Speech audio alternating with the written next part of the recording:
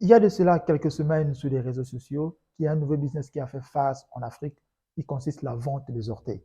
Après l'histoire des porte-à-porte, les Africains ont décidé de se lancer dans un nouveau business qui consiste de vendre leurs orteils pour générer assez d'argent.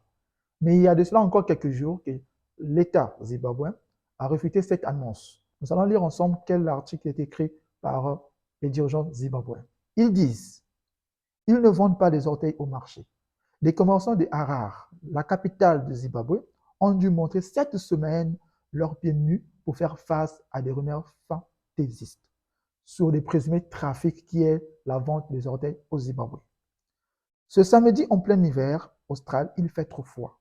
Mais toute la semaine, ils sont venus en pieds nus pour montrer que nous ne trompons pas dans la sorcellerie. Nous savons tous que ce genre de trucs, ce sont des pratiques occultes. C'est-à-dire qu'on ne peut pas gagner de l'argent en vendant ses orteils. Et c'est quoi sera la prochaine étape? Vendre la tête ou bien vendre ses mains? Continuons la lecture. Depuis cela plusieurs jours, le pays qui a l'économie dévastée, qui on parle de la Zimbabwe, s'emploie à démentir les rumeurs sur les ventes des orteils.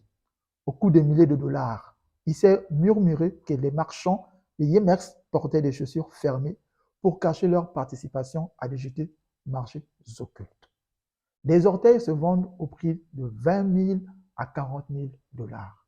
Et oui, 20 000 à 40 000 dollars. Imaginez comment les Africains se font de l'argent actuellement. Donc, on a vu sur les réseaux sociaux qu'il y avait plein de vidéos qui ont fuité, qui ont certaines personnes qui partaient voir ces gens qui pratiquent les sciences occultes. Ils avaient des gros pinces, ils consistaient juste de te serrer l'orteil en te coupant sans même t'anesthésier et on te remettait soit une voiture, soit de l'argent. Voilà encore un système encore les Africains sur lequel on se confronte, malgré l'histoire du porte-à-porte qui a fait rage, mais les Africains sont toujours derrière l'argent, l'histoire de s'acheter des trucs de luxe, de marque, mais en passant par des sacrifices tellement énormes qui consistent fortement à vendre des orteils. Mais ce n'est pas tout. Lisons la suite.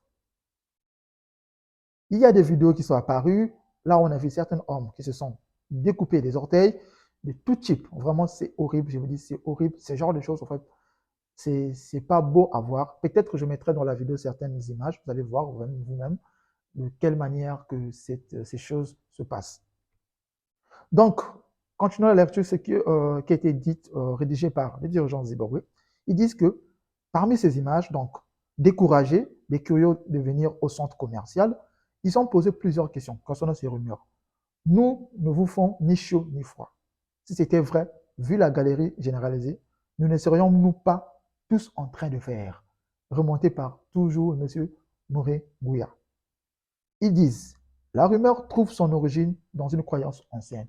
Effectivement, pour eux, ils disent que c'était des choses qui se passaient dans l'ancien temps. Donc, comment je peux dire, c'était des traditions que faisaient les guérisseurs zimbabwéens.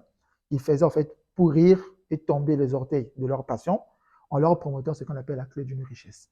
Donc, ce sont des choses qui sont passées pendant des années et que les gens actuellement, ils veulent encore refaire les mêmes histoires en essayant de pouvoir emmadouiller la population en vendant des orteils pour qu'ils puissent devenir riches.